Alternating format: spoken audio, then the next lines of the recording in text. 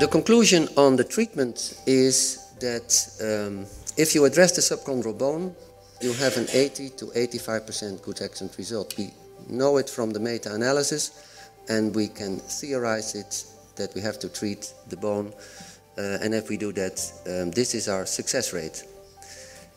If that is true for the treatment, it's true for the diagnosis as well. So I'm basically not so much interested in the cartilage, I'm interested in the subchondral bone. That's where the pain comes from, that's what I want to treat. Because I want to treat the patient, I want to treat the pain, I want to treat the bone.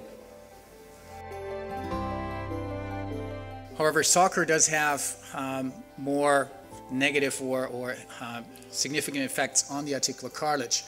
It's a very stressful sport for articular cartilage. It has been shown in multiple studies that actually a single game of playing soccer can result in significant reduction of the glycosaminoglycan concentration in the articular cartilage in the knee, but also can induce some metabolic changes in there that induce a catabolic reaction with accumulation of catabolic and breakdown products in the joint fluid. Realmente yo les quiero llevar como final del mensaje que si esta técnica de cultivo celular en la misma línea es la que hoy conocemos. La célula madre, en una frase de Spisua, dice: la célula madre todavía no ha curado nada. En el tratamiento de las lesiones condrales solo hay una estirpe, con éxito hoy, de célula a célula.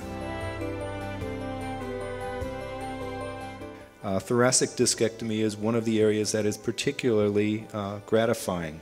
As everybody here knows, the previous operations for a thoracic disc included a full thoracotomy, collapsing the lung, taking out much of a vertebral body, then cleaning out the disc and doing a fusion.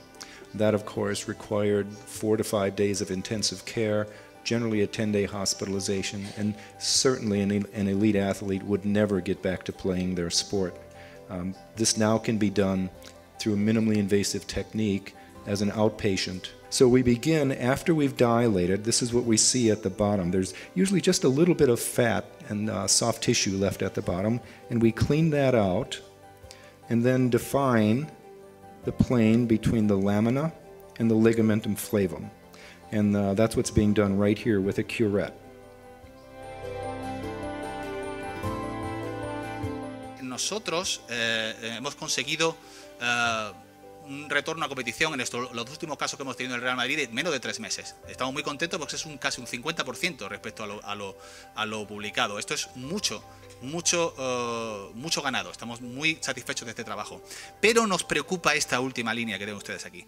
La duración media de la carrera deportiva de un deportista profesional americano después de una intervención en discal lumbar es 3,3 años, no es más. Queremos a nuestros deportistas, a nuestros futbolistas, deben de seguir un plan de mantenimiento de esto que hemos trabajado en la rehabilitación. Creemos que en un plan de mantenimiento de estas condiciones biomecánicas, esta duración de 3 años puede ser incrementada. Esta temporada pasada tuvimos sobre 137.000 jugadores que cubrir la mutualidad de futbolistas en Cataluña. Tuvimos algo más de 18.000 lesiones. La patología que más abunda en el mundo del fútbol, en el amateur también, es realmente la muscular. ¿Qué es lo que pasa en una lesión muscular? Normalmente hay un detritus siempre que hay un hematoma, hay un sangrado, hay una extravasación de los elementos formes que hay en el torrente sanguíneo. Entre ello, pues, hay todas las plaquetas. Y hoy en día se está viendo que hay una interacción entre lo que es la plaqueta y la célula madre.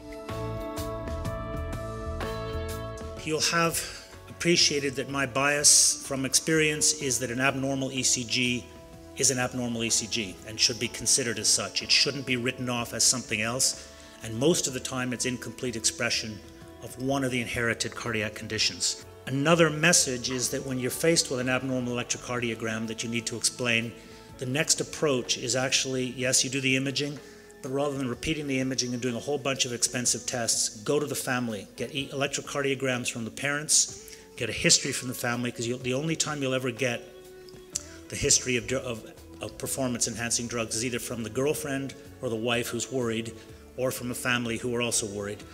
And in that process, you're also assessing the family background, which is probably the most likely cause overall.